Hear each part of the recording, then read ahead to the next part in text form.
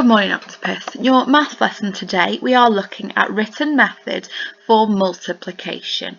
So our anchor task is going to be just recalling those times tables facts that you all should know so well by now, and your key vocabulary is on the flip chart page in front of you.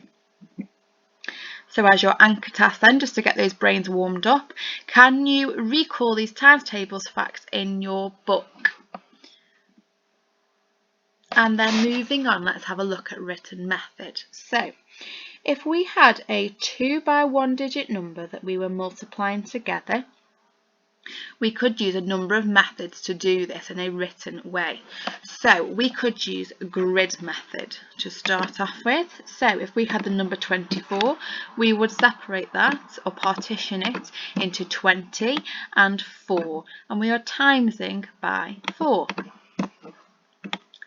So initially we would do 20 times 4, so 2 times 4 is 8, and popping the 0 back on the end is 80, and 4 times 4 is 16, and remembering to add these two numbers together, so 80 add 16 is 96, so I know that 24 times 4 is 96.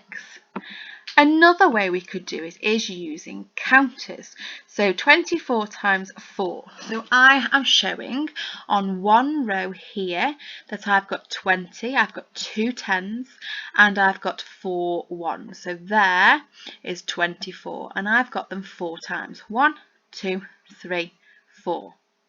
So using counters, I'm going to show exchanging, because if I have a look at all the ones I've got here, I've got too many, I've got more than 10. So I'm going to exchange 10 of my ones for a 10, because 10 ones make 10. So my number I can see now, I have 1, 2, 3, 4, 5, 6 ones.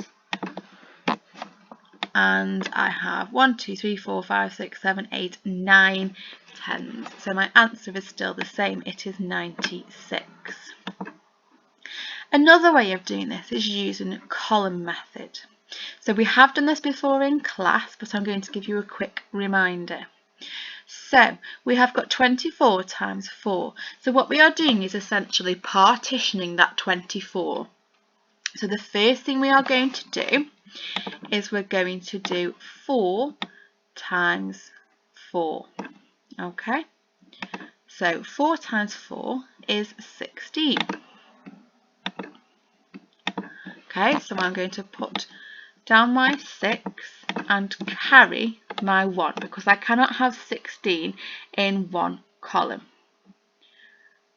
Okay, and then my second process is 2 times 2 times 4, or 20 times 4, because it's in the tens column.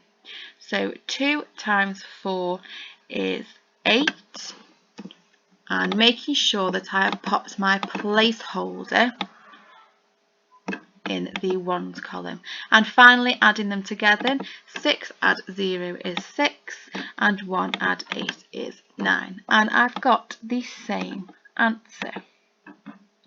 Okay, so I now want you to have a go at trying this one, 56 times by 4. So have a go using grid method, using written method, and also if you want to, drawing out counters and doing it that way, and see which suits you best.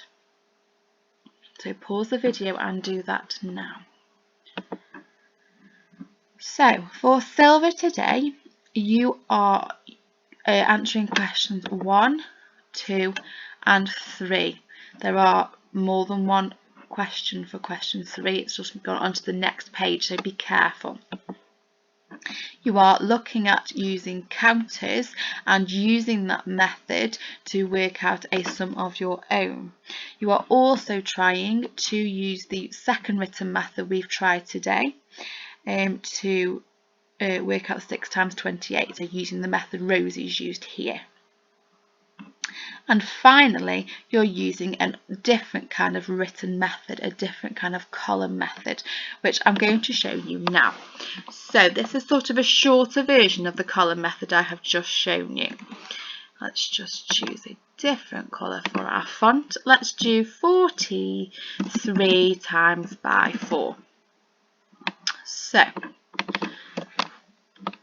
I've got my 4 in my tens column, my 3 in my ones column, and my 4 underneath in my ones column.